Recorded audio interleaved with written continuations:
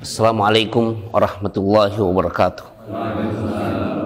Innal hamdalillah nahmaduhu wa nasta'inuhu wa nastaghfiruh wa na'udzu billahi min syururi anfusina wa sayyiati a'malina. May yahdihillahu fala mudhillalah wa may yudlilhu fala hadiyalah. Wa asyhadu an la ilaha illallah wahdahu la syarikalah wa asyhadu anna Muhammadan abduhu wa rasuluh, amma ba'd. Hadis keberapa, Pak?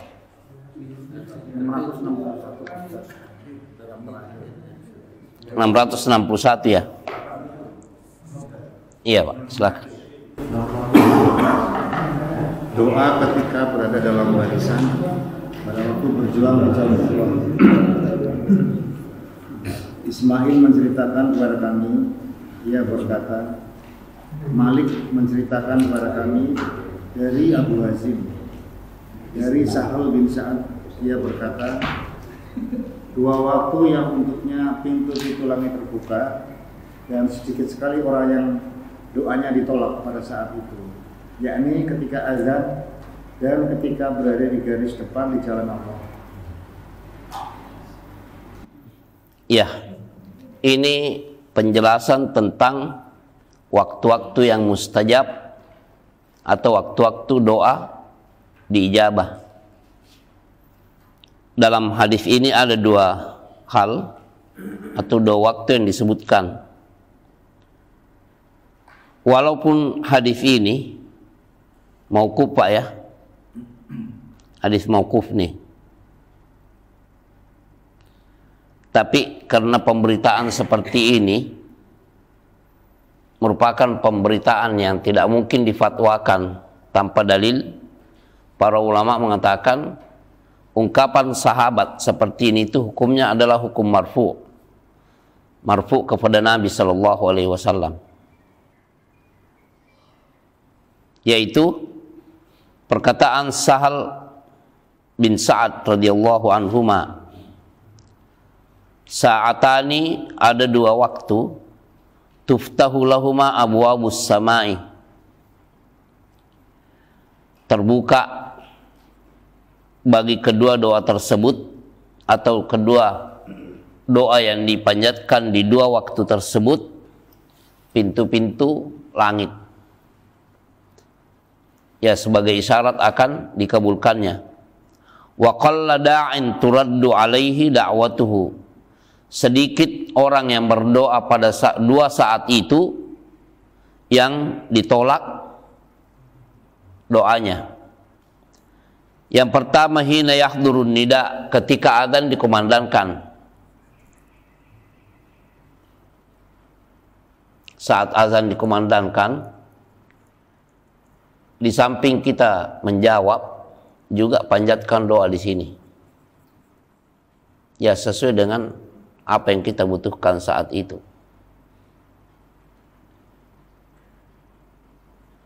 Tapi ingin ana sampaikan suatu hal yang penting di sini, bahwa sejumlah keterangan yang kami baca tentang fikih doa dan zikir itu biasanya orang yang memiliki kepedulian terhadap selain dirinya itu memanfaatkan waktu-waktu seperti ini untuk berdoa. Artinya begini, masalah doa ini jangan kita anggap sebagai kebutuhan pribadi kita, tapi kan ada orang lain yang membutuhkan doa kita juga. Coba, kedua orang tua kita yang sudah meninggal dunia, mungkin kita banyak bersaudara, tapi siapa di antara banyak yang bersaudara ini yang punya kepedulian mendoakan orang tuanya? Nah, di saat-saat seperti inilah kita membutuhkan pertolongan Allah. Tetapi kalau sekian anak ini semuanya lengah, mungkin ada di antara mereka yang kuat beribadah, hanif, tapi kesadarannya untuk mendoakan orang tuanya atau handai taulan atau familinya atau mungkin kakek dan neneknya atau paman bibinya yang sudah meninggal duluan, dia tidak punya kepedulian terhadap mereka. Seakan-akan itu bukan urusan saya. Mereka mau selamat di sana atau tidak, mereka mau mendapatkan nikmat atau azab, itu bukan urusan saya. Nah, ini namanya ikatan kekeluargaan yang tidak tepat. Yang hanif dan rajin beribadah saja mungkin rajin mengaji juga, tapi belum tentu memiliki kepedulian seperti ini. Mendoakan orang yang sudah meninggal dunia, baik itu ada keterikatan dia sebagai keluarganya atau gurunya, mungkin guru mengajinya dulu waktu dia kecil, ada guru mengaji yang dia tempati belajar, atau guru umum ataupun guru khusus, tetangganya yang dia ingat pernah menegurnya dalam hal kebaikan dan seterusnya. Belum tentu seseorang punya. Ini yang hanif dan rajin ibadah saja, mungkin rajin mengaji juga, belum tentu punya kepedulian seperti. Bagaimana dengan orang yang menyibukkan diri dengan musik dan lagu? Jangankan orang lain, dirinya juga belum tentu dia doakan. Istahwadha alaihimus syaitan fa ansahum dzikrullah. Setan sudah menguasai mereka sehingga mereka menjadi lupa kepada Allah. Lupa kepada Allah berarti dia tidak merasa diri butuh kepada Allah. Dan ini juga lah ya, antum mendengarkan orang punya masalah, kita tidak bisa mengambil bagian untuk penyelesaian permasalahannya. Ya doa, senjata kita adalah doa. Mendengarkan orang lagi ribut suami istri, ada permasalahan yang tidak terpecahkan, doakan. Begitu juga banyak orang terlilit utang, kita mau membantu dia, ya kita juga belum tentu mampu. Doa, ya Allah mudahkan, lapangkan rezekinya untuk agar membayar utang-utangnya. Begitupun sakit, warga kita sakit, atau mendengar seseorang menghadapi suatu penyakit, tanpa harus dia ketahui bahwa kita mendoakan dia, kita tahu dia sakit. Ada yang memberitakan bahwa orangnya sebenarnya sakit, dia punya penyakit. Doakan agar dia disembuhkan oleh Allah. Mungkin di depan medis atau dalam teori medis itu tidak bisa disembuhkan, tapi kan Allah Maha Kuasa. Kan kita sudah ini pelajari bahwa ma'anzalallahu da'an illa anzala dawaan. Tidaklah Allah menurunkan suatu penyakit, tapi melainkan pasti Allah menurunkan suatu obat. Walaupun orang yang mengetahuinya mengetahui, atau orang yang tidak mengetahuinya tidak mengetahui. Mungkin lewat jalur herbal, mungkin lewat jalur doa. Begitu juga ruqyah, dia bisa sembuh. Penting permasalahan ini, Pak, bahwa perasaan butuh kepada Allah untuk diri kita dan selain kita itu, saya ingin memberi perhatian juga. Jangan membiasakan diri mengkeritingkan grup dengan doa-doa kalau mendengar orang sakit atau meninggal dunia. Biasakan ini, menahan diri untuk ikut-ikutan copy paste. Ya, buktikan bahwa Anda ikhlas tanpa sepengetahuan member lain, bahwa Anda berdoa kepada Allah. Buktikan kepada Allah bahwa Anda ikhlas mendoakan. Jangan, nggak enak, saya tidak ikut-ikutan juga ini. Innalillahi wa inna ilaihi rajiun. Sebenarnya begini, kalau mendengarkan berita kematian itu kan disyariatkan untuk membaca innalillahi wa inna ilaihi rajiun, kan untuk mengingatkan kita ini, innalillahi, kita ini adalah berada di bawah kekuasaan Allah. wa inna ilaihi rajiun, dan sesungguhnya kami pasti akan kembali kepadanya. Ini untuk siapa sebenarnya? Untuk kita, untuk orang lain. Untuk kita. Loh, kok di-share-share segala? Bahkan sudah dijadikan tuh sebagai apa? Tinggal mencet aja. Tidak perlu mengetik-ngetik lagi begini. Biasakan ini. Ikhlaskan doa kepada Allah tanpa sepengetahuan mereka. Karena orang yang berdoa tanpa sepengetahuan yang didoakan itu ciri-ciri doa yang diijabah tanpa harus diketahui oleh mereka. Dan itu doa yang seperti ini, keikhlasan itu bukan semata-mata untuk yang bermasalah. Yang mendapatkan nikmat saja antum ini didoakan juga. Antum mendengar seseorang menikahkan anaknya, ya doakan tanpa sepengetahuan dia. Walaupun Anda tidak hadiri akad nikahnya dan walimahnya, ya doakan. Semoga Allah menyelamatkan pasangan suami istri itu sekeluarga di dunia dan di akhirat. Orang yang mungkin mendapatkan harta yang melimpah, doakan agar hartanya tersebut diberkahi. Jangan cuma ngiler-ngiler aja begitu, tapi itu kan karunia Allah yang harus diberkahi oleh Allah Subhanahu wa taala supaya bermanfaat bagi semua orang di dunia dan di akhirat, khususnya bagi pemiliknya. Ikatan ukhuwah sepertinya harus dibangkitkan, karena innamal mu'minuna ikhwah itu betul-betul ikatan persaudaraan di antara orang-orang yang beriman. Ikatan keimanan itu melebihi ikatan nasab, karena ikatan nasab itu terbatas dan dia sudah tidak bermanfaat pada hari kiamat. Tapi kalau ukhuwah imaniyah saling memanfaatkan, siapapun yang lebih duluan meninggal saling mendoakan. Ya, ini pentingnya Pak ya, fikih doa dan zikir. Jangan masalah doa ini hanya dipandang untuk diri kita sekeluarga, tapi tidak secara umum. Orang lagi peceklik kondisi nih sekarang ini, kita membutuhkan doa. Kondisi lagi rumit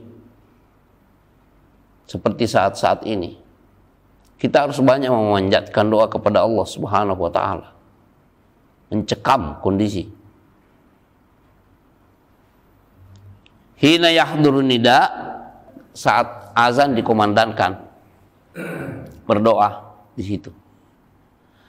Ini lain ya. Ada lagi seperti yang di situ disebutkan oleh penulis, antara azan dan qomat. Sebenarnya ini apa? Ada bentuk apa? Saya katakan mungkin kekeliruan ya. Karena dalil ini, coba antum baca dulu Pak kandungan hadisnya. Kandungan hadis, di antara doa-doa yang mustajab adalah doa yang dipanjatkan pada waktu antara azan dan iqamah. Nah, padahal dalil yang 661 itu saat azan dikumandangkan. Adapun doa yang diijabah antara azan dan qomat itu adalah sabda Rasulullah yang diriwayatkan Abu Daud, la yuraddu du'a'u bainal adzani wal iqamah. Itu ininya Pak. La yuraddu du'a'u bainal adzani wal iqamah. Itu riwayat Abu Daud yang tentang antara azan dan qomat, dan itu disahihkan oleh Syekh Muhammad Nasiruddin Al-Albani. La yuraddu du'a'u bainal adzani wal iqamah. Tidak ditolak doa yang dipanjatkan kepada Allah antara azan dan iqamah. Makanya jangan terburu-buru qomat. Berikan waktu orang untuk sholat.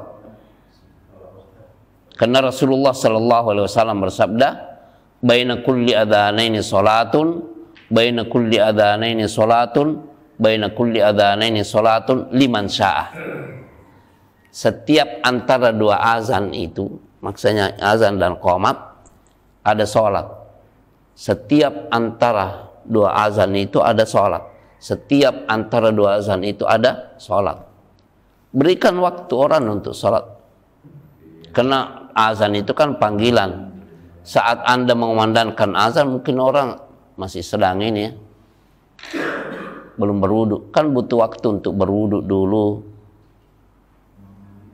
Kemudian mungkin dia mules, biarkan ini dulu. Kemudian menuju ke masjid. Berikan waktu orang lain yang mungkin sudah siap-siap untuk banyak memanjatkan doa kepada Allah. Ketika azan sedang dikumandangkan, mulai dari Allahu Akbar sampai Allahu Akbar akhirnya. Ya, setelah sambil menjawab Allahu Akbar. Kan boleh sambil menjawab ini juga. Jawab lagi, minta lagi, jawab lagi, minta lagi. Ini juga kebiasaan dipimpin. Dia tidak mau berdoa kalau tidak dipimpin, atau tidak mau berzikir kalau tidak dipimpin. Ini juga pembiasaan yang perlu kita perlu diluruskan, Pak. Baik doanya maupun zikirnya. Ya, perlunya kita mengaji, perlunya kita menuntut ilmu sebelum mengamalkan. Jangan ini, mungkin Bapak bicara tentang orang-orang umumnya, istilah awam. Saya berikan ini contoh yang paling mengerikan. Ketika orang mengatakan, mari kita sama-sama menunaikan umrah menurut sunnah dengan pembimbingan sunnah. Tapi dalam kenyataan perjalanan itu banyak hal-hal yang kita lihat sangat bertentangan dengan sunnah. Contohnya, ketika selesai berihram dari miqat, yang ini menyibukkan diri, kan yang disunnahkan itu kan setelah kita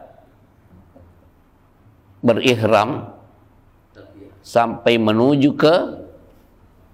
saat menuju ke Masjidil Haram itu, yang disyariatkan adalah banyak bertalbiyah dengan suara yang labbaik Allahumma labbaik, labbaik la syarika laka labbaik, innal hamda wan ni'mata laka wal mulk la syarika lak. Dengan suara, termasuk perempuan disyariatkan untuk bersuara sebatas untuk dirinya. Kalau banyak laki-laki ya lebih di ini. Cuma kita lihat yang ini ceramah menyibukkan. Karena ceramah ya akhirnya jemaah begini. Tidak ada ini dari awal keberangkatan sampai masuk ke Masjidil Haram tidak ada bertalbiyah. Yang ini sibuk mengatakan, ini daerah yang dulu begini. Apa ini? Wah, ini kuburan istri Rasulullah yang bernama ini. Menyibukkan diri dengan hal-hal begitu. Tidak ada menyuruh jemaah untuk bertalbiyah. Dalam waktu yang bersamaan ada yang menyibukkan diri tapi dengan cara yang dikomando. Labbaik Allahumma labbaik. Jemaahnya baru labbaik Allahumma labbaik sampai selesai begitu. Ya, persis pada hari Id itu yang dikomando untuk takbir juga, takbir jamaah namanya. Padahal takbir kan disyariatkan untuk kita perbanyak pada waktu Idul Adha itu pas masuk maghrib dan sudah ada yang melihat hilal. Bertakbir sampai imam besok keluar untuk mengimami. Kita datang ke tempat ini, menuju ke tempat sholat itu, lapangan, sambil bertakbir. Duduk, bertakbir sampai keluar imam untuk memulai sholat. Kalau Idul Adha, mulai masuknya 1 Zulhijjah sampai akhir hari-hari tasyrik. Berapa hari ini? Hampir setengah bulan ya. Sibukkan. Ibu-ibu di Sampai di dapur suruh Allahu Akbar, Allahu Akbar, Allahu Akbar. Di pasar, di perjalanan, jangan pernah merasa diri mau diwakili oleh orang lain. Kita sendiri yang bertakbir. Nah, ini pentingnya doa, fikih doa dan zikir. Kalau ada fikih salat, fikih zakat, fikih puasa, siam, fikih haji dan umrah, zikir pun dan doa begitu, memerlukan fikih. Karena banyak terjadi kekeliruan dalam hal seperti ini. Dia tidak mau berdoa kalau tidak dipimpin. Dia tidak mau berzikir kalau tidak ada yang memimpin dia. Terus Anda anggap apa Allah? Anda tidak merasa butuh kepada Allah ya? Ini pentingnya permasalahan ini, Pak. Adanya orang ditegur, antum jangan, ini kenapa sih harus dipimpin kalau takbir? Dia bilang nggak enak kalau tidak sama-sama. Lah, kok nggak enak sama-sama? Ini kan ibadah. Kalau sholat berjamaah iya, tapi kalau harus sama-sama, anak terkadang yang enak itu kayak mungkin kawin masal ya. Jangan cuma zikir bersama di kemana, kawin masal sekalian, itu enak juga. Kalau antum mengatakan tidak enak kalau tidak dipimpin dan tidak sama-sama, sekalian kawin masal biar enak juga kan. Mungkin yang ini baru yang pertama, yang itu yang sudah keempat, dan karena masal itu seragam jadinya. Ya. Yang kedua, wasaffu fi sabilillah.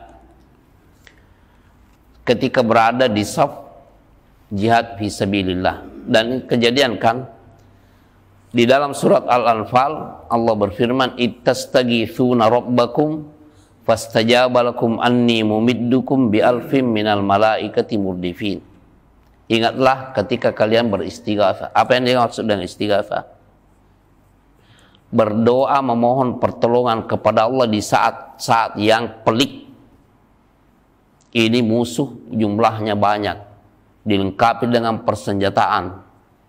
Nah, jadi istighatsah itu memohon pertolongan kepada Allah di saat-saat yang pelik. Doa, tapi diistilahkan istighatsah. Beristighatsah maksudnya meminta kepada Allah pertolongan di saat yang pelik.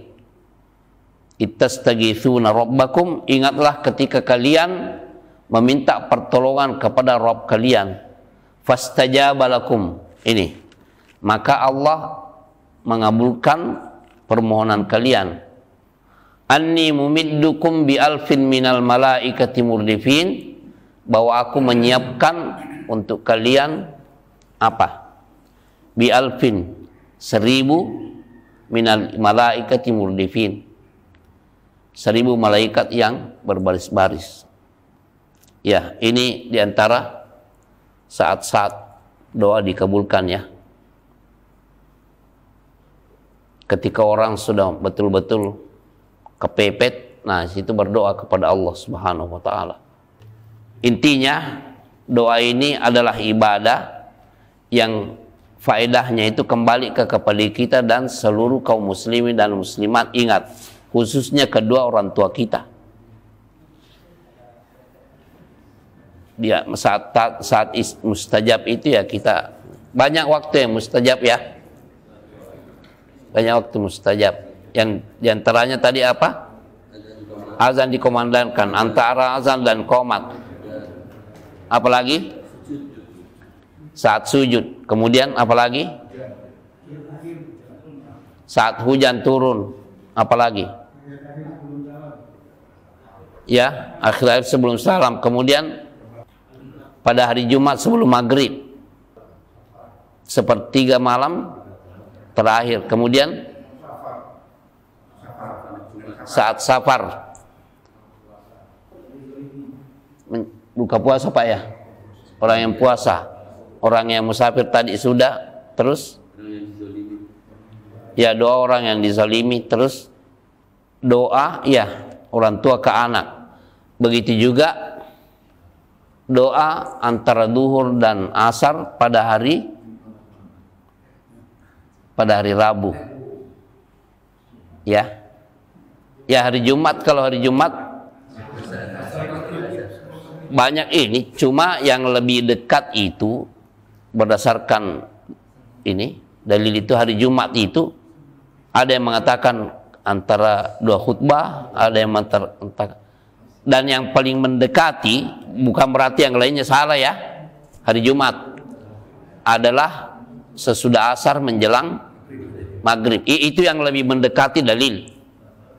Walaupun yang lain-lainnya mulai dari terbitnya fajar sampai terbenamnya lagi semuanya juga ini apa? Waktu yang ya dijabat, tapi yang sangat-sangat jelas itu adalah menjelang maghrib, sesudah asar menjelang maghrib, dan juga pada hari Rabu antara duhur dan Jabir bin Abdullah Al-Ansari radhiyallahu anhu mengatakan begini, Rasulullah berdoa pada hari sekian, pada hari Rabu juga. Beliau berdoa di Masjid Al-Fat. Masjid Al-Fat itu masjid di sekitar Madinah juga. Jadi bukan cuma satu masjid juga ya pada zaman Rasulullah. Ada Masjid Quba, Qiblatain, ada juga apa? Masjid Al-Fat. Di samping itu ada juga masjid. Setiap kabilah itu punya masjid juga. Seperti tempat Mu'ad menjadi imam. Ada kan peristiwa salat Isya bersama Rasulullah lalu pulang mengimami kaumnya. Jadi ada masjid lain. Di Masjid Al-Fat itu beliau berdoa pada hari Rabu antara duhur dan asar, dikabulkan. Jabir bin Abdullah Al-Ansari radhiyallahu anhu mengatakan, saya setiap ada kebutuhan, ingat nih, setiap ada kebutuhan selalu saya panjatkan doa pada waktu itu, yaitu pada hari Rabu antara duhur dan asar, selalu dikabulkan oleh Allah apa yang saya butuhkan. Ketika Syekh Al-Albani rahimahullah ditanya oleh muridnya Husain Al-Awaisha di dalam syarah Al-Adabul Mufrad juga, dia katakan, saya tanya Syekh Al-Albani mengenai hadis ini. Ya ini pemberitaan yang sampai kepada kita bahwa beliau berdoa seperti itu hari sekian. Ternyata pada hari Rabu antara duhur dan asar itu diterima. Ya ini pemberitaan kepada kita bahwa waktu-waktu antara duhur dan asar pada waktu hari Rabu itu mustajab. Ya. Subhanakallahumma bihamdika asyhadu an la ilaha illa anta astaghfiruka wa atubu ilaik. Assalamualaikum warahmatullahi wabarakatuh.